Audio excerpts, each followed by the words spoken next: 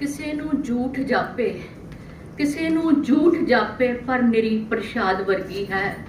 ਨਿਗਾਹ ਮੇਰੀ ਚ ਔਰਤ ਰੱਬ ਦੇ ਸੰਵਾਦ ਵਰਗੀ ਹੈ। इबादत है खुदा दा हुक्म है, धरती ते जग जननी जो तेनू जापदी शायद किसे फरियाद वर्गी है। ये धरती वांग ही है सबर ते इतफाक दी मूरत, ये धरती वांग ही है सबर ते इतफाक दी मूरत, जो अंबर दे सफे ते चुप दे अनुवाद वर्गी है। मैं सब तो पहला नतमस्तक हाँ गदरी बाबियां दी चरण छो प्राप्त उन्हां दी यादगार चो सारी इस इमारत नूं, देश भगत यादगार हॉल दी इस धरती नूं जिसने हक सच ते इंसाफ लई हमेशा जबर जुल्म ते तशद्दद के खिलाफ लड़ना सिखाया। मैं नमन करदी हाँ अपने महान ते सत्कारत गदरी बाबियां नूं जिन्हां ने भारत दी इस धरती नूं अपने खून नाल सिंजिया और भारत माता दे गलों गुलामी दियां जंजीरां लाइयां, वो जूला लाया गुलामी दा, जिन्हां दी बदौलत अज असीं आज़ाद फिजा विच साह लै रहे हां। इस इमारत दे अंदर वड़दियां ही मैनूं शहीदां दी लहू भिजी कुर्बानी दी महक महसूस होण लग जांदी है। मैं शुक्रगुजार हाँ सब तो पहला मैं डॉक्टर रघवीर कौर होरां दी जो सबब बने अज दे इस बर्निंग इशू ते गलबात करन दा। उस दे नाल ही मैं सुरिंदर भैन जी दी और खास तौर पे औरत मुक्ति मोर्चा दे इस सैमीनार नूं अरेंज करने वाले भैन तृप्ता ते उन्हां दे परिवार दी, और मैनूं माण हो रहा है उन्हां दी धी ते जिहड़ी अपने प्यारियां दियां गया होइयां दियां यादां नूं किन्ने खूबसूरत अंदाज दे विच संभाल रही है। वाकई इन्हां नूं इनकलाबी सलाम बनदा है। मेरे बहुत ही सत्कारयोग मंगत राम पासला जी जिन्हां नूं मैं हमेशा अपने सिद्धांतक गुरु भी कहनी हाँ, प्रगट सिंह जामा राय जी तुहानूं भी मेरा लाल सलाम। मेरे रब वर्गे गुरु डॉक्टर बलजीत बैठे है, मेरिया भैणां डॉक्टर तजिंदर बैठे ने, प्रोमिला भैन जी बैठे है, गुरदीप भैन जी बैठे है, और मेरिया सारिया भैणां जिहड़ियां अपने हक्कां ते अपनियां जिम्मेवारियां प्रति सुचेत है, तुहानूं सारियां नूं मेरा सलाम। असी गल कर रहे सी गदरी बाबियां दी, क्यों अपनियां जानां दी आहूति दित्ती उन्हां बाबियां ने, क्यों शहीदां ने कुर्बानियां दित्तियां। वो चाहुंदे सी इहो जिहा आज़ाद भारत जिथे हर इंसान नूं ढिड भरन नूं रोटी मिले, तन ढक्कन नूं कपड़ा मिले, सिर ढक्कन नूं छत मिले, जिथे बराबरी वाला एक समाज होवे। पर कदी झात मार के देखो मिल सकिया है सानू सारा कुछ। संविधान सानू बराबरी का हक दिंदा है, पर अज भी मेरे महान देश विच जात पात धर्म नस्ल भाषा इलाकाई वखरेविਆਂ ਦੇ ਨਾਲ लिंग प्रति जिहड़ा वखरेवा है वो सब तो चरम सीमा ते है। कदी सोचा होएगा साडे देश भगतां ने कि आज़ादी के 76 साल बीत जान तो बाद भी उन्हां दी याद चो सारी इमारत च ही सानू औरत दे शोषण की गल करनी पेगी। किन्नी शर्मनाक वरतारा है, किस तरह के माहौल विच असीं सारे अज रह रहे हाँ। मैं कहानी नाल अपनी गल शुरू करती हाँ। मैं पिछली बारी भी मैनूं लगदा है कहानी तुहानूं सुनाई सी, और ये कहानी मैनूं बहुत चंगी लगदी है। बचपन च मैं कहानी सुनदी आई हाँ। एक सी चिड़ी ते एक सी कां, चिड़ी लियाई चौल दा दाना, चिड़ी लियाई दाल दा दाना। चिड़ी ने अग बाली, चिड़ी ने खिचड़ी बनाई, और जदों खिचड़ी खाण दा वेला आया तो कां चलाक कां नूं कहण लगा, चिड़िए तेरे वर्गी खिचड़ी स्वाद कोई नहीं बना सकता, साडे सब नाल यही हुंदा, और जा प्लेट धो के लिया। जदों प्लेट धोन गई पिछों आउंदियां कां ने सारी खिचड़ी खा ली। चिड़ी ने बथेरा रौला पाया, चीकां मारियां, कुरलाई, पर कां ते कोई असर ना होया। गुआंढी दरख्तां तो जिवें आ दरख्त तुहाडे लागे लगा होया, इदां ही पंछी होर उड़ के भी कोल आ गए। खिजे हुए कां ने चिड़ी नूं चक के चुल्हे च सुट दिता। चिड़ी चीकी जाए, रोई जाए ते नाले कही जाए, हाय कावां मेरा पूंजा सड़िया, हाय कावां मेरा पूंजा सड़िया। जदों कहानी इत्थे तक पहुंचदी ते मैं बड़ी भरी हुई आवाज़ च हौंका जा भुर के अपनी मां नूं पुछदी, मां चिड़ी दा की बनिया। ते मेरी मां भी उस तरह ठंडा जा हौंका भर के कहंदी, चिड़ी विचारी की करे, ठंडा पानी पी मरे।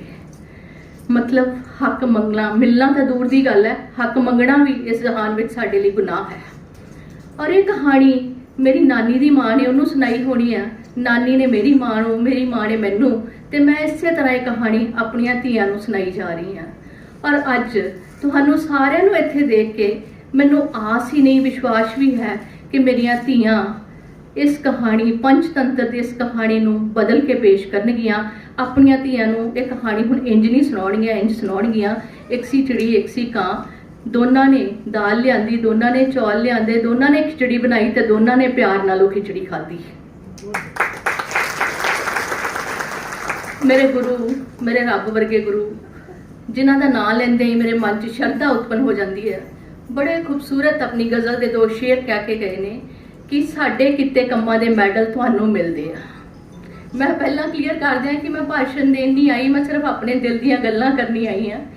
मैडम सच्ची गल है तुहाडी, मर्द अज भी यही कहता है कि उही इतिहास का सिरजनहार है।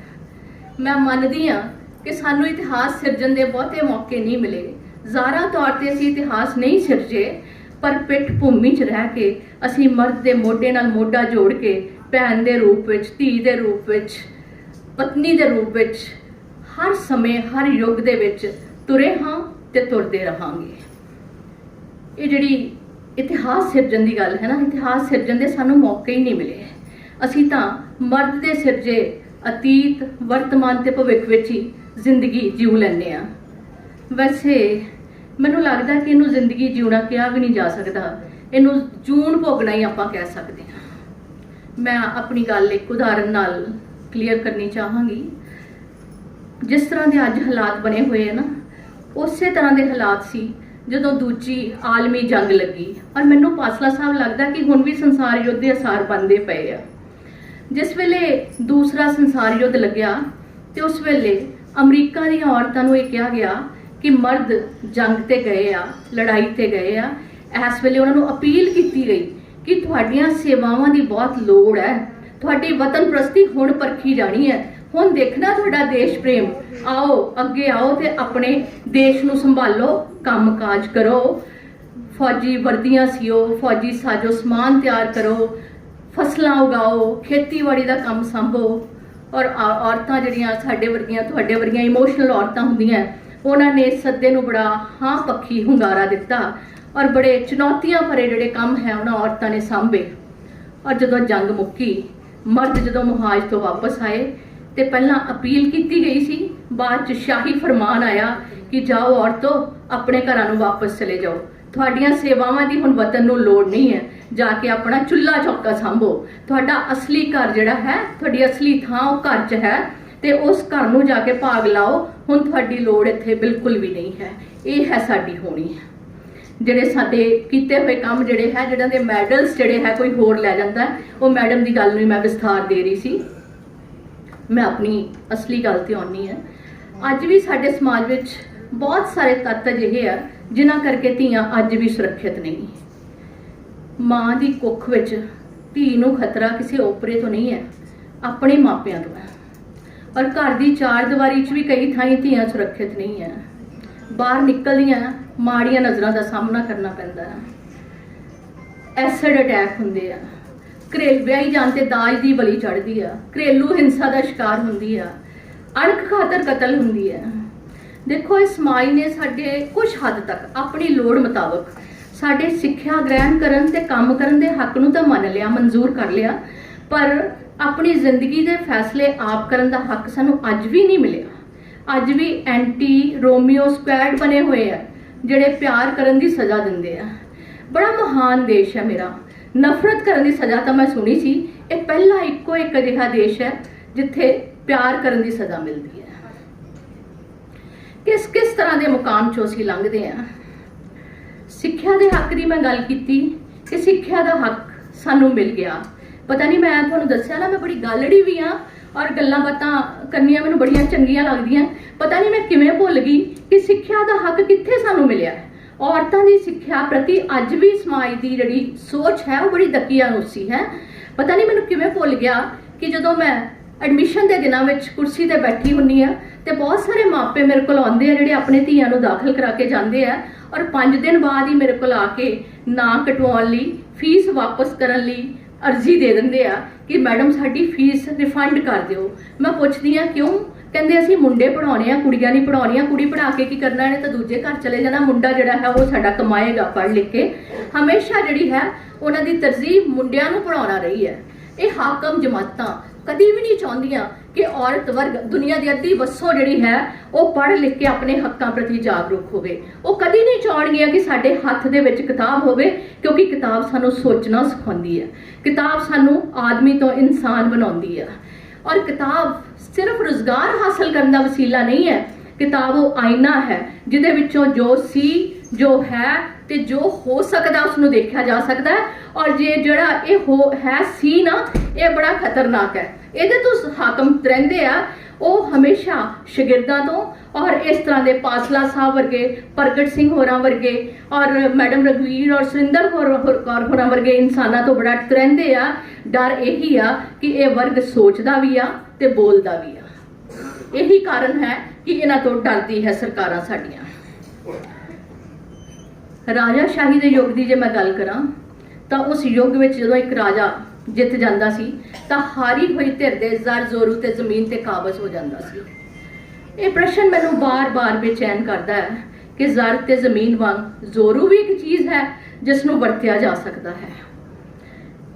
1947 ਉਹ ਕਾਲਾ ਬੋਲਾ ਦੌਰ ਯਾਦ ਹੋਏਗਾ ਸਾਰਿਆਂ ਨੂੰ, ਸੁਣਿਆ ਹੋਏਗਾ ਸਾਰਿਆਂ ਨੇ ਕਿ ਮੈਂ ਉਸ ਬਹੁਤ ਜ਼ਿਆਦਾ ਗੱਲਾਂ ਤਾਂ ਨਹੀਂ ਕਰਾਂਗੀ ਉਸ ਦੌਰ ਦੀਆਂ, ਪਰ ਮੈਂ ਸਿਰਫ ਇੰਨਾ ਕੁ ਮੈਨੂੰ ਯਾਦ ਆਉਂਦਾ ਬਚਪਨ 'ਚ ਪੜ੍ਹੀ ਇੱਕ ਕਹਾਣੀ ਗੁਰਬਖਸ਼ ਸਿੰਘ ਪ੍ਰੀਤਲੜੀ ਦੀ ਕਿ ਜੇ ਇੱਕ ਧਰਮ ਦੇ ਫਿਰਕੂ ਫਾਸ਼ੀਵਾਦ ਦੇ ਦੌਰ ਦੀ ਗੱਲ ਕਰਦੇ ਹਾਂ ਕਿ ਇਹ ਫਿਰਕੂ ਫਾਸ਼ੀਵਾਦ ਕਿਵੇਂ ਸਾਡੇ ਤੇ ਹਾਵੀ ਹੁੰਦਾ ਰਿਹਾ ਹੈ ਕਿ ਜੇ ਇੱਕ ਧਰਮ ਦੇ ਲੋਕਾਂ ਨੇ ਕਿਸੇ ਦੂਸਰੇ ਧਰਮ ਦੀ ਇੱਕ ਕੁੜੀ ਦੀ ਇੱਜ਼ਤ ਲੁੱਟੀ ਤਾਂ ਦੂਸਰੇ ਧਰਮ ਨੇ ਉਸ ਧਰਮ ਦੀਆਂ 10 ਕੁੜੀਆਂ ਦੀ ਇੱਜ਼ਤ ਲੁੱਟ ਕੇ ਹਿਸਾਬ ਬਰਾਬਰ ਕੀਤਾ। ਇਹ ਬਰਾਬਰੀ ਦਾ ਹਿਸਾਬ ਮੈਨੂੰ ਅੱਜ ਤੱਕ ਵੀ ਸਮਝ ਨਹੀਂ ਆਇਆ ਕਿ ਇਹ ਕਿੱਦਾਂ ਦੀ ਬਰਾਬਰੀ ਸੀ। 1984 'ਚ ਤੁਹਾਡੇ ਸਾਹਮਣੇ ਬਹੁਤ ਸਾਰੇ ਲੋਕ ਗਵਾਹ ਹੋਣਗੇ, ਮੈਂ ਆਪ ਗਵਾਹ ਹਾਂ ਉਸ ਦੌਰ ਦੀ ਕਿ ਕੀ ਕੁਝ ਵਾਪਰਿਆ ਉਸ ਦੌਰ ਦੇ ਵਿੱਚ। ਉਹਨੂੰ ਵੀ ਛੱਡ ਦਿਓ, 2002 ਦੇ ਗੁਜਰਾਤ ਦੰਗੇ ਤਾਂ ਕਿਸੇ ਨੂੰ ਨਹੀਂ ਭੁੱਲੇ ਹੋਣੇ। ਉਹਨਾਂ ਨੂੰ ਯਾਦ ਕਰ ਲਓ ਕਿਸ ਤਰ੍ਹਾਂ ਦੇ ਤਸ਼ੱਦਦ ਸਾਡੇ ਨਾਲ ਹਰ ਯੁੱਗ ਵਿੱਚ ਹੁੰਦੇ ਰਹੇ ਹੈ। ਇੰਨੇ ਸਾਲ ਬੀਤ ਗਏ, ਇੰਨੇ ਸਾਲਾਂ ਤੋਂ ਬਾਅਦ ਵੀ ਮੇਰੇ ਦੇਸ਼ ਵਿੱਚ ਕੁਝ ਨਹੀਂ ਬਦਲਿਆ, ਸਗੋਂ ਔਰਤ ਨਾਲ ਹੁੰਦੇ ਤਸ਼ੱਦਦ ਜਿਹੜੇ ਹੈ ਉਹ ਹੋਰ ਵੀ ਭਿਆਨਕ ਰੂਪ ਅਖਤਿਆਰ ਕਰੀ ਜਾ ਰਹੇ ਹੈ। ਦਿਲ ਕੰਬਾਊ ਹਾਦਸੇ ਥੰਮਣ ਦਾ ਨਾਂ ਹੀ ਨਹੀਂ ਲੈ ਰਹੇ। ਇਹ ਹਾਦਸੇ ਕਿੱਥੇ ਵਾਪਰਦੇ ਆ? ਉਸ ਦੇਸ਼ ਵਿੱਚ ਜਿੱਥੇ ਸਾਨੂੰ ਦੇਵੀ ਕਹਿ ਕੇ ਨਵਾਜ਼ਿਆ ਜਾਂਦਾ ਹੈ। ਚੰਡੀ, ਦੁਰਗਾ, ਭਵਾਨੀ, ਲਕਸ਼ਮੀ, ਸਰਸਵਤੀ, ਪਾਰਵਤੀ ਕੀ ਕਹਿ ਕੇ ਸਾਡੀ ਪੂਜਾ ਕੀਤੀ ਜਾਂਦੀ ਹੈ। ਸਾਨੂੰ ਦੇਵੀ ਦੀ ਤਸ਼ਵੀਹ ਤਾਂ ਦੇ ਦਿੱਤੀ ਪਰ ਇਨਸਾਨ ਦੇ ਰੂਪ ਵਿੱਚ ਸਮਾਜ ਨੇ ਸਾਨੂੰ ਅੱਜ ਵੀ ਕਬੂਲ ਨਹੀਂ ਕੀਤਾ। ਇਹੀ ਕਾਰਨ ਹੈ ਕੰਜਕਾਂ ਚੱਲ ਰਹੀਆਂ, ਤੁਸੀਂ ਦੇਖਿਆ ਹੋਣਾ ਜਿਸ ਦਿਨ ਅਸ਼ਟਮੀ ਹੋਣੀ ਹੈ ਘਰੋਂ ਘਰ ਕੰਜਕਾਂ ਲੱਭਦੇ ਫਿਰਨਾ ਆ। ਉਹਨਾਂ ਤੇ ਲਾਲ ਚੁੰਨੀਆਂ ਦੇ ਕੇ ਉਹਨਾਂ ਦੇ ਪੈਰ ਧੋ ਕੇ ਉਹਨਾਂ ਦੀ ਪੂਜਾ ਕੀਤੀ ਜਾਣੀ ਹੈ। ਉਹਨਾਂ ਕੰਜਕਾਂ ਉਹਨਾਂ ਬਾਲੜੀਆਂ ਦੇ ਦੇਸ਼ 'ਚ ਹੀ ਮੇਰੇ ਧੀਆਂ ਦੇ ਸਿਰਾਂ ਤੋਂ ਚੁੰਨੀਆਂ ਲੱਥਦੀਆਂ। ਬਲਾਤਕਾਰ ਦਾ ਸ਼ਿਕਾਰ ਹੋਈਆਂ ਔਰਤਾਂ ਦੀ ਲਾਸ਼ਾਂ ਲੱਭਦੀਆਂ ਆ। ਲਾਸ਼ਾਂ ਵੀ ਨਹੀਂ ਲੱਭਦੀਆਂ, ਕਈ ਵਾਰੀ ਪਿੰਜਰ ਲੱਭਦੇ ਆ ਤੇ ਕਈ ਵਾਰੀ ਪਿੰਜਰ ਵੀ ਨਹੀਂ ਲੱਭਦੇ। ਸਬੂਤ ਮਿਟਾਉਣ ਲਈ ਉਹ ਵੀ ਖੁਰਾਕ-ਖੋਜ ਕਰ ਦਿੱਤੇ ਜਾਂਦੇ ਆ। ਇਹ ਸਾਰਾ ਕੁਝ ਅਸੀਂ ਸਦੀਆਂ ਤੋਂ ਸੁਣ ਰਹੇ ਹਾਂ, ਦੇਖ ਰਹੇ ਹਾਂ, ਸਹਿ ਰਹੇ ਹਾਂ। ਇੱਕ ਜ਼ਖਮ ਤੋਂ ਅਸੀਂ ਉੱਭਰੇ ਨਹੀਂ ਹੁੰਦੇ ਕਿ ਅਗਲਾ ਕਾਂਡ ਵਾਪਰ ਜਾਂਦਾ ਆ। ਕਿਸ ਤਰ੍ਹਾਂ ਦੇ ਭਿਆਨਕ ਹਾਦਸੇ, ਹਵਸ ਤੇ ਭੁੱਖੇ ਭੇੜੀਏ ਸਾਡੇ ਆਲੇ ਦੁਆਲੇ ਦੰਦਨਾਉਂਦੇ ਫਿਰਦੇ ਆ। NCRB ਦੀ ਇੱਕ ਰਿਪੋਰਟ ਹੈ ਜਿਹਦੇ ਮੁਤਾਬਕ ਹਰ 16ਵੇਂ ਮਿੰਟ ਵਿੱਚ ਕਿਤੇ ਨਾ ਕਿਤੇ ਇੱਕ ਬਲਾਤਕਾਰ ਹੋ ਰਿਹਾ। ਮਾਫ ਕਰਨਾ ਦੋਸਤੋ, ਅੱਖਾਂ 'ਚ ਹੁੰਦੇ ਬਲਾਤਕਾਰ, ਪਤਾ ਨਹੀਂ ਉਹਨਾਂ ਦੀ ਕਿੰਨੀ ਵੱਡੀ ਗਿਣਤੀ ਹੈ ਜਿਨ੍ਹਾਂ ਦੀ ਗਿਣਤੀ ਨਾ ਕੀਤੀ ਗਈ ਹੈ ਨਾ ਕੀਤੀ ਜਾਣੀ ਹੈ। ਮੈਨੂੰ ਕਿਹਾ ਗਿਆ ਸੀ ਕਿ ਜ਼ਿਆਦਾ ਗੱਲਾਂ ਮਣੀਪੁਰ ਤੇ ਕਰਨੀਆਂ। ਮਾਫ ਕਰਨਾ, ਕਿਉਂਕਿ ਜਦੋਂ ਕਦੀ ਵੀ ਮੈਨੂੰ ਮਣੀਪੁਰ ਚੇਤੇ ਆਉਂਦਾ ਮੇਰੇ ਕੋਲੋਂ ਬਹੁਤ ਭਾਵੁਕ ਹੋ ਕੇ ਗੱਲਬਾਤ ਕਰਨੀ ਹੁੰਦੀ। ਕਿਸ ਤਰ੍ਹਾਂ ਦੇ ਹਾਦਸਿਆਂ ਦੇ ਵਿੱਚੋਂ ਅਸੀਂ ਨਿਕਲਦੇ ਹਾਂ ਸਾਰੇ। ਕਿੱਦਾਂ ਦੀਆਂ ਗੱਲਾਂ, ਨਾਰੀ ਸ਼ਕਤੀ ਦੀਆਂ ਗੱਲਾਂ ਅਸੀਂ ਕਰ ਰਹੇ ਹਾਂ। मैं सोचदी हाँ कि सानू तो बचपन च ही तुसी औरतां वाले संचे च ढालना शुरू कर दिंदे आ। सिमोन एक चिंतक है जिन्हों ने कहा कि कोई भी बंदा जिहड़ा है वो जन्म तो औरत नहीं हुंदा, उन्होंने औरत बनाया जाता है। साडे खिलौने देख लो, सानू बचपन दे विच ही गुड्डियां, पटोले, भांडे, पहलां असीं मिट्टी दे भांडे बनाउंदे हुंदे सी, हुण प्लास्टिक दे भांडे सानू मिलण लग गए आ। असीं उन्हां भांडियां नाल खेलदे आ। और दूजे पासे मुंडियां नूं मिलदियां कारां, जीपां, स्टेन गन्नां, बंदूकां, टैंक। सानू चाहिए भी नहीं बंदूकां, स्टेन गन्नां, टैंक। असीं अमन पसंद लोग हैं, असीं कट्टर अमन पसंद है। साडी अमन पसंदगी साडी कमज़ोरी नहीं है, साडा इंसानियत प्रति जज्बा है। इस करके असीं ये खिलौने कभी मंगांगे भी नहीं। पर जे मैं किसी होर खेल की गल करां, एक तुसीं सारे मेरी उम्र के लोग तो खेलते रहे होंगे स्टापू की खेल। उस वेले नहीं सी पता कि स्टापू के निज़म जिहड़े आ वो जिंदगी के निज़म बन जाने आ। स्टापू दियां सीधियां लकीरां चौरस दायरे बनाउंदियां कदी नहीं सी सोचिया कि ये लकीरां साडे लई मर्यादा दियां लकीरां बन जाणियां आ। कदी नहीं सी सोचिया पुट्ठी गीटी सुੱਟਦਿਆਂ घर मलदियां कि साडे मापिਆਂ ने इदां ही पुट्ठी गीटी सुੱਟ के साडे वर्कर का फैसला कर देना आ। एक रब वाला घर हुंदा सी, जे तुहानूं याद होवे तां उस खेल दे विच उस रब वाले घर तो बिना बाकी सारे घरां नूं जिहड़े डब्बे हुंदे सी, वो साडा घर हुंदा सी। उन्हां सारे घरां नूं लंगड़ी लत्त पार करन दा मतलब हुण समझ आया। और जदों बार बार अपना घर बचाउण लई समझौते करदे आ ते उस वेले पता लगदा है, उस वेले एहसास हुंदा है कि किस तरह वो एक बारी गीटी सुੱਟਣੀ, दूजी बारी फिर सुੱਟਣੀ और 5 बारी गीटियां सुੱਟ के वो घर पक्का हुंदा सीगा कि ये हुण साडा पक्का घर है तो हुण असीं इस नूं मल लिया है। पिछले दिनी मैं यूट्यूब ते एक देख रही सी, एक चर्चा चल रही सी उहदे विच, और उहदे विच एक मुसाफर एरोप्लेन दे विच जहाज़ दे विच बड़ा हंगामा कर रहा सीगा, बड़ा रौला पा रहा है। और तकलीफ उन्होंने ये है कि मैं इस जहाज़ च सफ़र नहीं करना। इस एयरलाइनस नूं गालां कढ रहा है कि तुसीं एक औरत पायलट इत्थे को रखी हुई है, मैं औरत नाल सफ़र करांगा, वो मैनूं उड़ा के लैके जाएगी। और जदों पता किया गया उस औरत का पिछोकड़ झाकिया गया तो बहुत सारे मेल पायलट्स जिहड़े मर्द पायलट्स हैं उन्होंने ट्रेंड करने वाली सी। अज भी बहुत सारे जिहड़े साडे मर्द है साडे समाज दे विच, उन्हां दी राय यही है कि औरत कोल ना तो मर्द जिन्नी समझ है, ना ही समर्था आ ते ना ही काबलियत है। वो तो बेचारी है, वो तो बेसहारा आ, उन्होंने तो आसरा देने की लोड़ है, अबला है। यही सोच के मैनूं लगता है कि उस मुसाफर ने जिहड़ा है सफ़र दे विच धमाल पाई होएगी। और इत्थे भी एक घटना मैनूं याद आ गई। तुसीं सोच भी नहीं सकते कि किसी मेरे देश की सर्वोच्च अदालत सुप्रीम कोर्ट का चीफ जस्टिस किसी नाबालग बच्ची दे नाल रेप करने वाले किसी हैवान नूं ये पूछे कि की तू इस कुड़ी नाल विआह कराएगा। मैनूं दसो कि मनुखता विरोधी इन्ना घिनौना जुल्म करने वाले किसी दरिंदे नूं इहो जिहा प्रश्न करना जायज़ है कि औरत की अपनी कोई हस्ती नहीं है, कि उसकी अपनी कोई पसंद नहीं है। साडी न्यायपालिका नूं भी, साडी जुडिशरी नूं भी गुनाह ते गलती विचले फर्क का पता ही नहीं है। मैनूं लगदा कि वो जज साहब ने भी ना यही सोचा होना कि औरत तो बेबस है, लाचार है, विचारी है, ते सहारा देने की उस भावना तहत ही मैनूं लगदा कि पासला साहब उन्होंने इदां दा प्रश्न करता होना। नहीं तो सुप्रीम कोर्ट दे विच बहुत बारी ये फैसले हो चुके हैं कि रेप के केसिस दे विच समझौते की गल कदी नहीं होएगी। रखेल, छुट्टड़, पटाका, ये लफज ना जवानी च मैं बहुत बारी सुने सी, पर हुण क्योंकि मैं मच्योर हो गई हाँ तो मैनू नहीं सी पता। मैं कल जदों सोच रही सी कि बोलना आ तो मैं एक मेरे खानदान दे विच मेरा भरा आ बड़ा शरीफ जिहा, मैं उन्होंने फोन किया कि जदों तुसीं औरतां नूं देखदे आ तो तुहाडे अंदर पहली फीलिंग की आउंदी है, की तुसीं सोचदे आ। ते उहने मैनूं आ लफज दस्से कि जे सोहनी जी बहुत शरीफ बंदा है, वो मतलब मैं मर्दां दी तुहानूं मैंटैलिटी दस रही हाँ, साडे खानदान दा सब तो शरीफ बंदा। उन्हें मैनूं दस्सिया कई बारी पटाका सोचदे आ कई बारी माल साडे मन च आउंदा है, कई बारी सोचदे पुरजा लंघदा पिया। आ लफज देखो साडी होनी है। इस समाज नूं किद्दां दसीए कि गुलाम ते मालक होण नालों साथी होना कितना खूबसूरत एहसास है। किद्दां समझाइए इस समाज नूं ये सारा कुछ। पिछले दिनी अमृत कलश यात्रा दे बड़े चर्चे हुए हैं। साढ़े 6 लाख पिंडां दे विचों मिट्टी लिजा के शहीदां दी यादगार उसारी जानी है।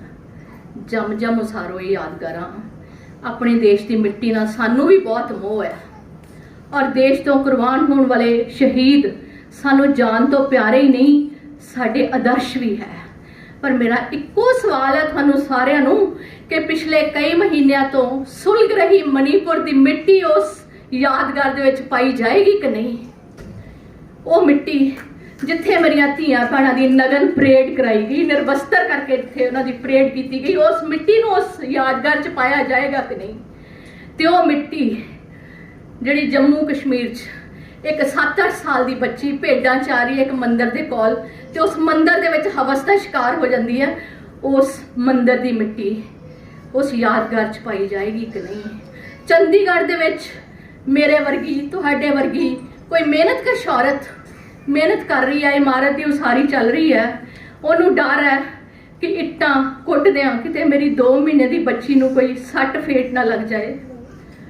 वो पार्क दे विच अपनी 2 महीने की बच्ची नूं छड्ड के चली जाती है। उन्होंने पता नहीं कि समाज दे विच किद्दां दे दरिंदे दंदनाउंदे फिरदे हैं और वो 2 साल की बच्ची इन्हां हवस के भुखे बघियाड़ां दी भेंट चढ़ जाती है।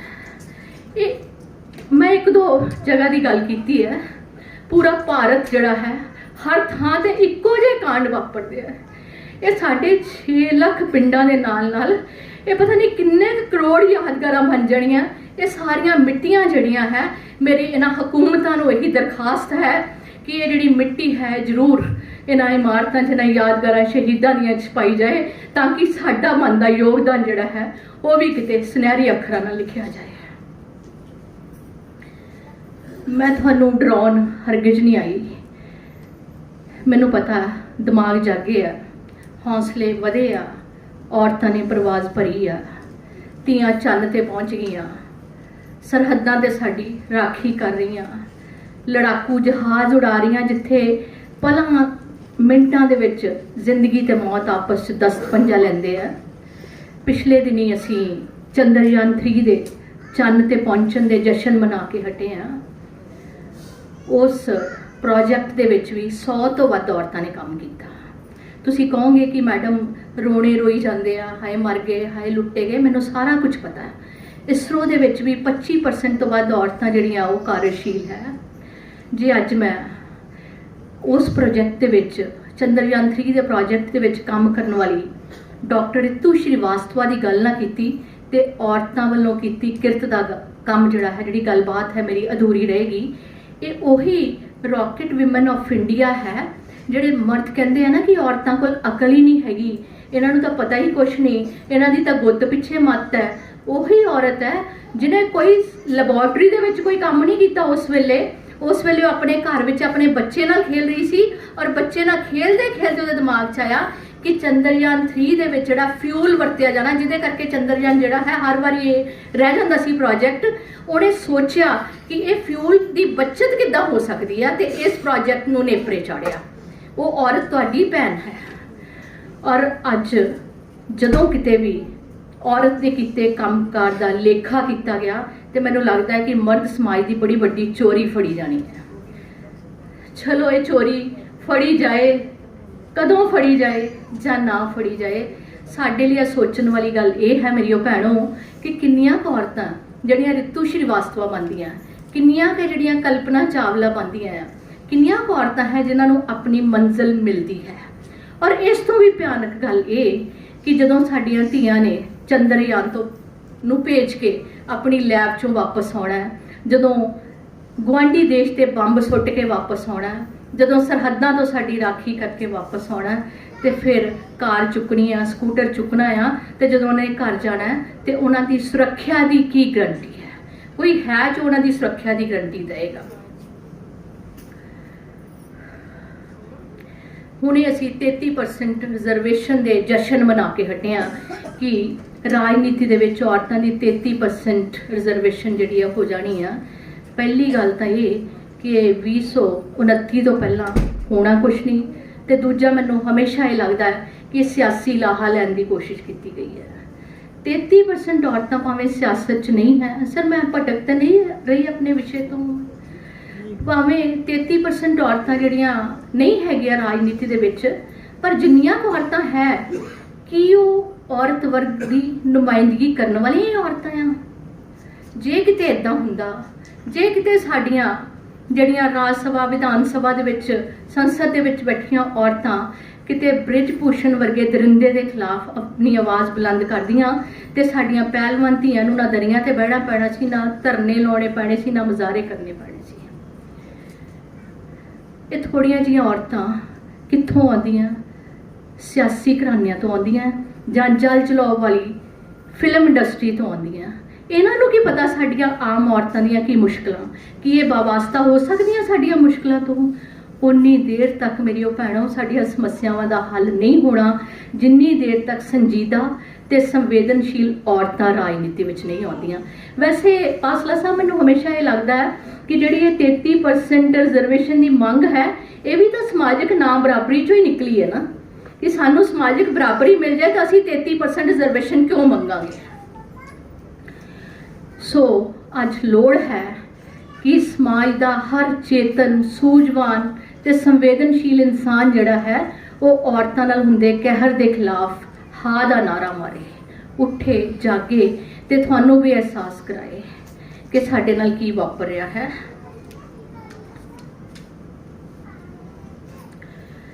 ਮੈਨੂੰ ਇਹ ਨਹੀਂ ਸਮਝ ਲੱਗਦੀ ਕਿ ਅਸੀਂ ਸਾਰੇ ਕੰਮਾਂ ਦੀ ਜਿਹੜੀ ਤਵੱਕੋ ਹੈ ਉਹ ਹਕੂਮਤਾਂ ਤੋਂ ਹੀ ਕਿਉਂ ਕਰਨ ਲੱਗ ਜਾਂਦੇ ਆ। ਜਿਹੜੀਆਂ ਸਰਕਾਰਾਂ ਆਪਣੀਆਂ ਬੁਨਿਆਦੀ ਜ਼ਿੰਮੇਵਾਰੀਆਂ ਸਿੱਖਿਆ, ਸਿਹਤ, ਸਮਾਜਿਕ ਸੁਰੱਖਿਆ ਉਹ ਹੀ ਨਹੀਂ ਨਿਭਾਉਂਦੀਆਂ, ਉਹ ਇਖਲਾਕੀ ਜ਼ਿੰਮੇਵਾਰੀਆਂ ਕਿੱਥੋਂ ਨਿਭਾਉਣਗੀਆਂ? ਮਰਦਾਂ ਦੀ ਗੱਲ ਕਰ ਰਹੀ ਹਾਂ ਮੈਂ ਸਾਰੇ ਮਰਦਾਂ ਦੀ ਗੱਲ ਨਹੀਂ ਕਰ ਰਹੀ। ਤੁਸੀਂ ਹੁਣੇ ਹੀ ਪਾਸਲਾ ਸਾਹਿਬ ਦਾ ਇੰਨਾ ਕੁ ਭਾਵੁਕ ਗੀਤ ਸੁਣਿਆ ਕਿ ਅੱਖਾਂ ਭਰ ਆਈਆਂ।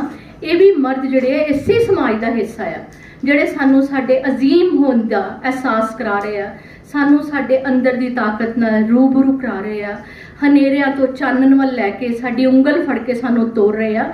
ਇਹ ਵੀ ਮਰਦ ਜਿਹੜੇ ਆ ਉਸੇ ਸਮਾਜ ਦਾ ਹਿੱਸਾ ਆ। ਔਰ ਅੱਜ ਜਗ ਜਨਨੀ ਹੋ ਤੁਸੀਂ, ਆਪਣੇ ਅੰਦਰ ਦੀ ਤਾਕਤ ਨੂੰ ਪਹਿਚਾਨੋ। ਅੱਜ ਕਿਸੇ ਬਾਬੇ ਨਾਨਕ ਨੇ ਤੁਹਾਡੇ ਲਈ ਹਾਂ ਦਾ ਨਾਰਾ ਮਾਰਨ ਨਹੀਂ ਆਉਣਾ, ਨਾ ਕਿਸੇ ਕ੍ਰਿਸ਼ਨ ਨੇ ਦ੍ਰੋਪਦੀ ਦੀ ਲਾਜ ਬਚਾਉਣ ਆਉਣਾ। ਅੱਜ ਤੁਹਾਨੂੰ ਆਪਣੀ ਲਾਜ ਆਪ ਬਚਾਉਣੀ ਹੋਏਗੀ। ਤੁਸੀਂ ਜੀਜਾ ਬਾਈ ਵੀ ਹੋ, ਤੁਸੀਂ ਮਾਈ ਭਾਗੋ ਵੀ ਹੋ, ਤੁਸੀਂ ਕਲਪਨਾ ਚਾਵਲਾ ਵੀ ਹੋ, ਤੁਸੀਂ ਰਿਤੂ ਸ਼੍ਰੀਵਾਸਤਵਾ ਵੀ ਹੋ। ਚੂੜੀਆਂ ਲਾ ਦਿਓ ਤੇ ਹੱਥ 'ਚ ਕਿਤਾਬ ਫੜ ਲਓ ਤੇ ਲੋੜ ਪੈਣ ਤੇ ਕਿਰਪਾਨ ਵੀ। ਮੈਨੂੰ ਪਤਾ ਤੁਹਾਨੂੰ ਲੜਨਾ ਆਉਂਦਾ, ਮੈਂ ਜਾਣਦੀ ਹਾਂ ਤੁਹਾਡੇ ਅੰਦਰ ਦੀ ਤਾਕਤ ਨੂੰ। ਬਹੁਤ ਪਿੱਛੇ ਨਹੀਂ ਜਾਵਾਂਗੀ, ਬਸ ਸ਼ਹੀਨ ਬਾਗ ਤੱਕ ਲੈ ਕੇ ਜਾਣਾ ਤੁਹਾਨੂੰ। ਯਾਦ ਹੈ ਨਾ ਜਿਸ ਵੇਲੇ ਉਸ ਵੇਲੇ ਦੀਆਂ ਹਕੂਮਤਾਂ ਨਾਗਰਿਕਤਾ ਦੀ ਪ੍ਰਮਾਣਿਕਤਾ ਮੰਗ ਰਹੀਆਂ ਸੀ ਤਾਂ ਉਸ ਸਥਾਪਤੀ ਨੂੰ ਮੇਰੀ ਭੈਣੋ ਤੁਸੀਂ ਹੀ ਲਲਕਾਰਿਆ ਸੀ, ਤੁਸੀਂ ਹੀ ਵੰਗਾਰਿਆ ਸੀ। ਔਰ ਕਿਸਾਨ ਅੰਦੋਲਨ ਵਿੱਚ ਜੇ ਤੁਹਾਡੀ ਮਰਦਾਂ ਦੇ ਬਰਾਬਰ ਸ਼ਮੂਲੀਅਤ ਨਾ ਹੁੰਦੀ ਤਾਂ ਨਾ ਕਿਸਾਨ ਬਿੱਲ ਵਾਪਸ ਹੁੰਦੇ ਤੇ ਨਾ ਹੀ ਇਸ ਯੁੱਗ ਦੇ ਹਿਟਲਰ ਤਾਨਾਸ਼ਾਹ ਦਾ ਮੂੰਹ ਅਸੀਂ ਭੰਨ ਸਕਦੇ ਹਾਂ। ਇਹ ਤੁਹਾਡੀ ਤਾਕਤ ਸੀ ਕਿ ਅਸੀਂ ਐਡੇ ਵੱਡੇ ਤਾਨਾਸ਼ਾਹ ਨੂੰ ਆਪਣੇ ਪੈਰਾਂ 'ਚ ਝੁਕਾ ਲਿਆ। ਸੋ ਮੈਂ ਹੀ ਕਹਾਂਗੀ ਕਿ ਨਵਰਾਤੇ ਚੱਲ ਰਹੇ ਆ। ਇੱਕ ਗੱਲ ਹੋਰ, ਨਵਰਾਤਿਆਂ ਤੋਂ ਪਹਿਲਾਂ ਮੈਂ ਜ਼ਰੂਰ ਕਹਿ ਦਿਆਂ ਕਿ ਇੰਨਾ ਜ਼ਰੂਰ ਚੇਤੇ ਰੱਖਿਓ ਕਿ ਜਿਸ ਵੇਲੇ ਅਨਿਆਂ ਹੋਣ ਸਮੇਂ ਤੁਸੀਂ ਬੋਲਦੇ ਨਹੀਂ, ਤੁਸੀਂ ਨਿਰਪੱਖ ਰਹਿੰਦੇ ਹੋ, ਤਾਂ ਇਹਦਾ ਸਾਫ਼ ਮਤਲਬ ਹੈ ਕਿ ਤੁਸੀਂ ਜ਼ੁਲਮ ਕਰਨ ਵਾਲੀ ਧਿਰ ਦਾ ਸਾਥ ਦੇ ਰਹੇ ਹੋ। ਸੋ ਬਾਹਰ ਨਿਕਲੋ। ਤੁਹਾਨੂੰ ਇਹੋ ਜਿਹੇ ਪਹਿਰੇਦਾਰ ਬੈਠੇ ਆ, ਜਦੋਂ ਮੈਂ ਪਾਸਲਾ ਸਾਹਿਬ ਨੂੰ ਦੇਖਦੀ ਹਾਂ ਤੇ ਮੈਨੂੰ ਲੱਗਦਾ ਹੁੰਦਾ ਮਾਸਟਰ ਦਰਸ਼ਨ ਸਿੰਘ ਹੋਰਾਂ ਦੀ ਬਚਪਨ 'ਚ ਪੜ੍ਹੀ ਕਵਿਤਾ ਮੈਨੂੰ ਯਾਦ ਆ ਜਾਂਦੀ, ਜਿਨ੍ਹਾਂ 'ਚ ਉਹ ਲਿਖਦੇ ਆ ਕਿ ਸਾਰਾ ਕਸੂਰ ਤੇਰਾ ਉਹ ਪਹਿਰੇਦਾਰਾ, ਤੈਨੂੰ ਪਤਾ ਸੀ ਖਤਰਾ, ਤੂੰ ਲੋਕ ਨਾ ਉਠਾਏ। ਪਹਿਰੇਦਾਰ ਬੈਠੇ ਆ ਔਰ ਉਠਾ ਰਹੇ ਆ, ਝੰਜੋੜ ਰਹੇ ਆ, ਸੁੱਤਿਆਂ ਨੂੰ ਜਗਾ ਰਹੇ ਆ। ਜੇ ਅਸੀਂ ਅੱਜ ਵੀ ਨਾ ਜਾਗੀਏ ਤੇ ਸਾਡੇ ਮੰਦੇ ਭਾਗ ਹੈ, ਫਿਰ ਸਾਨੂੰ ਜਾਗਣਾ ਪਵੇਗਾ। ਨਵਰਾਤੇ ਚੱਲ ਰਹੇ ਆ, ਆਓ ਅੱਜ ਦੇ ਇਸ ਸੈਮੀਨਾਰ ਤੋਂ ਬਾਅਦ ਅਸੀਂ ਸਾਰੇ ਇਹ ਅਹਿਦ ਕਰਕੇ ਜਾਈਏ ਕਿ ਕਦੇ ਵੀ ਕਿਸੇ ਵੀ ਦੁਰਗਾ ਨੂੰ ਭਰੂਣ ਹੱਤਿਆ ਨਾ ਕਰਵਾਉਣੀ ਪਵੇ, ਕਿਸੇ ਲక్ష్ਮੀ ਨੂੰ ਆਪਣੇ ਖਰਚਿਆਂ ਦੇ ਲਈ ਕਿਸੇ ਦੇ ਅੱਗੇ ਹੱਥ ਨਾ ਅੱਡਣੇ ਪੈਣ, ਕੋਈ ਸਰਸਵਤੀ ਜਿਹੜੀ ਹੈ ਉਹ ਪੜ੍ਹਾਈ ਤੋਂ ਵਾਂਝੀ ਨਾ ਰਹੇ, ਕਿਸੇ ਸੀਤਾ ਨੂੰ ਅਗਨੀ ਪ੍ਰੀਖਿਆ ਨਾ ਦੇਣੀ ਪਵੇ। ਆਪਾਂ ਸਾਰੇ ਇਹ ਅਹਿਦ ਕਰਕੇ ਅੱਜ ਆਪਣੇ ਆਪਣੇ ਘਰ ਜਾਈਏ। ਔਰ ਮੈਂ ਇੱਕ ਗੱਲ ਹੋਰ ਕਹਿ ਦਿਆਂ ਅਖੀਰ ਦੇ ਵਿੱਚ ਕਿ ਮੈਂ ਇੱਕ ਮਾਮੂਲੀ ਜਿਹੀ ਸਾਹਿਤਕਾਰਾ ਹਾਂ। ਮੈਨੂੰ ਨਾ ਮਰਦ ਪ੍ਰਧਾਨ ਸਮਾਜ ਚਾਹੀਦਾ, ਨਾ ਔਰਤ ਪ੍ਰਧਾਨ ਸਮਾਜ। ਮੈਨੂੰ ਤਾਂ ਚਾਹੀਦਾ ਇਨਸਾਨੀਅਤ ਪ੍ਰਧਾਨ ਸਮਾਜ, ਜਿੱਥੇ ਇਨਸਾਨੀਅਤ ਸਾਡਾ ਧਰਮ ਹੋਵੇ, ਮਾਨਵਤਾ ਸਾਡਾ ਕਰਮ ਹੋਵੇ। ਮੈਂ ਪਾਸਲਾ ਸਾਹਿਬ ਲਈ, ਬਾਬਾ ਨਜਮੀ ਦਾ, ਪ੍ਰਗਟ ਸਿੰਘ ਜਾਮਾ ਰਾਏ ਹੋਰਾਂ ਲਈ ਔਰ ਮੰਚ ਤੇ ਸ਼ੋਭਤ ਸਾਰੀਆਂ ਆਪਣੀਆਂ ਭੈਣਾਂ ਲਈ ਇੱਕ ਸ਼ੇਅਰ ਕਹਿ ਕੇ ਆਪਣੀ ਗੱਲ ਖਤਮ ਕਰਾਂਗੀ। ਆਲੇ ਦੁਆਲੇ ਘੁੱਪ ਹਨੇਰਾ ਕੱਲਾ ਮੈਂ, ਆਲੇ ਦੁਆਲੇ ਘੁੱਪ ਹਨੇਰਾ ਕੱਲਾ ਮੈਂ, ਲੱਖਾਂ ਸੱਪਾਂ ਵਿੱਚ ਸਪੇਰਾ ਕੱਲਾ ਮੈਂ, ਮੈਨੂੰ ਕਾਗਜ਼ ਕਲਮ ਸਿਆਹੀ ਦਿੰਦੇ ਰਹੋ। ਤੁਸੀਂ ਦੇਣੀ ਹੈ ਸਾਰਿਆਂ ਨੇ। ਮੈਨੂੰ ਕਾਗਜ਼ ਕਲਮ ਸਿਆਹੀ ਦਿੰਦੇ ਰਹੋ, ਕਰ ਦੇਵਾਂਗਾ ਦੂਰ ਹਨੇਰਾ ਕੱਲਾ ਮੈਂ, ਕਰ ਦੇਵਾਂਗਾ ਦੂਰ ਹਨੇਰਾ ਕੱਲਾ ਮੈਂ। ਕਵੀ ਹਾਂ ਮਾਮੂਲੀ ਜਿਹੀ, ਇਸ ਕਰਕੇ ਮੈਨੂੰ ਲੱਗਦਾ ਕਿ ਕਵਿਤਾ ਸੁਣਾਏ ਬਿਨਾਂ ਤਾਂ ਮੈਥੋਂ ਜਾਇਆ ਨਹੀਂ ਜਾਣਾ। ਕਵਿਤਾ ਮੇਰੀ ਹੈ ਚੰਡੀ ਦੀ ਵੰਗਾਰ ਹੈ। ਮੈਂ ਬਚਪਨ ਤੋਂ ਹੀ ਆਪਣੇ ਆਪ ਨੂੰ ਚੰਡੀ ਸਮਝਦੀ ਹਾਂ। ਜਿਹੜੀ ਮੈਡਮ ਨੇ ਦੱਸਿਆ ਨਾ ਕਿ ਮੇਰੀ ਕਵਿਤਾ ਸੀ, ਮੈਂ ਚੰਡੀ ਮੈਂ ਦੁਰਗਾ ਭਵਾਨੀ ਦੀ ਜਾਈ, ਇਨਕਲਾਬਾਂ ਦਾ ਸੁਨੇਹਾ ਮੈਂ ਧਰਤੀ ਤੇ ਲਿਆਈ। ਭਾਵੇਂ ਮੈਂ 58 ਸਾਲ ਦੀ ਹੋਣ ਲੱਗਿਆ, 58 ਸਾਲਾਂ 'ਚ ਇਨਕਲਾਬ ਅਜੇ ਕੋਈ ਨਹੀਂ ਆਇਆ, ਪਰ ਮੇਰਾ ਸੁਪਨਾ ਮਰਿਆ ਨਹੀਂ, ਅੱਜ ਵੀ ਜ਼ਿੰਦਾ ਹੈ।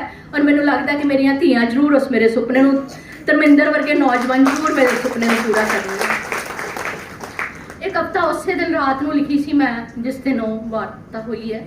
ਠੰਡੀਆਂ ਯੱਖ ਸਵੇਰਾਂ ਨੂੰ, ਠੰਡੀਆਂ ਯੱਖ ਸਵੇਰਾਂ ਨੂੰ, ਤਪਦੀਆਂ ਸਿਖਰ ਦੁਪਹਿਰਾਂ ਨੂੰ, ਮੈਂ ਤਾਂ ਬਚਪਨ ਤੋਂ ਦੇਖਦੀ ਆਈ ਹਾਂ, ਦੇਹ ਸ਼ਿਵਾਵਰ ਮੋਹੇ ਦੇ ਨਾਰਿਆਂ ਨਾਲ ਗੂੰਜਦੀ ਫੌਜੀ ਪਰੇਡ। ਹਾਏ ਜੰਗਲ ਰਾਜ ਵਿੱਚ ਇਹ ਕਿਹੀ ਪਰੇਡ, ਨਿਰਵਸਤਰ ਮਾਵਾਂ ਦੀ ਪਰੇਡ। ਮੈਨੂੰ ਲੱਗਦਾ ਮੈਂ ਖੁਦ ਨਿਰਵਸਤਰ ਹੋ ਗਈ। ਜਿੱਥੋਂ ਤੱਕ ਨਜ਼ਰ ਜਾਂਦੀ ਹਰ ਔਰਤ ਨਗਨ ਨਜ਼ਰ ਆਉਂਦੀ। ਉਹ ਧਰਮਾਂ ਦੇ ਪੈਰੋਕਾਰੋ, ਸਮਾਜ ਦੇ ਠੇਕੇਦਾਰੋ, ਕਾਨੂੰਨਦਾਨੋ, ਜਾਗਦੇ ਰਹੋ ਦਾ ਹੋਕਾ ਦਿੰਦੇ ਪਹਿਰੇਦਾਰੋ, ਮੇਰੇ ਮੁਲਕ ਦੇ ਅਖੌਤੀ ਚੌਂਕੀਦਾਰੋ, ਜਾਗੋ ਗੂੜੀ ਨੀਂਦ ਚੋਂ, ਤੁਹਾਡੀ ਖਤਰਨਾਕ ਸਾਜ਼ਿਸ਼ੀ ਚੁੱਪ ਕਰ ਰਹੀ ਮੈਨੂੰ ਪਰੇਸ਼ਾਨ। ਤੁਸੀਂ ਬੋਲਦੇ ਕਿਉਂ ਨਹੀਂ? ਦੇਖ ਕੇ ਹੈਵਾਨੀਅਤ ਦਾ ਨੰਗਾ ਨਾਚ, ਕਿਉਂ ਬੁੱਲ ਸੀਤੇ ਗਏ ਤੁਹਾਡੇ? ਕਿੱਥੇ ਗਵਾਚ ਗਈ ਮਰਦਾਨਗੀ? ਗੱਲ ਗੱਲ ਤੇ ਗਾਲ ਕੱਢਣ ਵਾਲਿਓ, ਮੈਨੂੰ ਕੁੱਖ 'ਚ ਮਾਰਨ ਮਰਵਾਉਣ ਵਾਲਿਓ, ਅਣਖ ਖਾਤਰ ਮੇਰਾ ਕਤਲ ਕਰਾਉਣ ਵਾਲਿਓ। ਮੈਂ ਉਹੀ ਦੇਵੀ ਜਿਸ ਨੂੰ ਪੂਜਦੇ ਮੰਦਰਾਂ 'ਚ ਸੀ, ਉਹੀ ਕੰਜਕ ਜਿਸ ਦੇ ਪੈਰ ਧੋ ਲੈਂਦੇ ਸੀ ਪੀ। ਆਓ ਮੇਰੀਓ ਭੈਣੋ, ਉਸ ਦਿਨ ਮੇਰੇ ਮਨ 'ਚ ਸਭ ਤੋਂ ਪਹਿਲੀ ਗੱਲ ਜਿਹੜੀ ਆਈ ਸੀ, ਆਓ ਅੱਜ ਰਲ ਕੇ ਦਹਾੜਾ ਮਾਰ ਕੇ ਰੋਈਏ। ਮੈਂ ਸੱਚੀ ਰੋਈ ਸੀ ਜਦੋਂ ਮੈਂ ਦੇਖ ਰਹੀ ਸੀ ਉਹ ਸਾਰਾ ਕੁਝ, ਉਹ ਕਾਂਡ ਦੇਖ ਰਹੀ ਸੀ। ਔਰ ਫਿਰ ਉਸੇ ਪਲ ਮੈਨੂੰ ਲੱਗਿਆ, ਆਓ ਕਿ ਅੱਜ ਰਲ ਕੇ ਦਹਾੜਾ ਮਾਰ ਕੇ ਰੋਈਏ।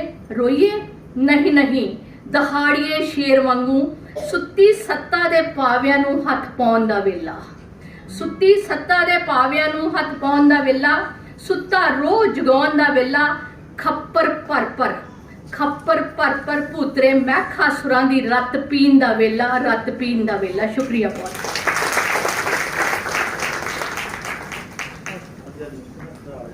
ਧੰਨਵਾਦ ਡਾਕਟਰ ਨਵਜੋਤ ਕੌਰ ਜੀ।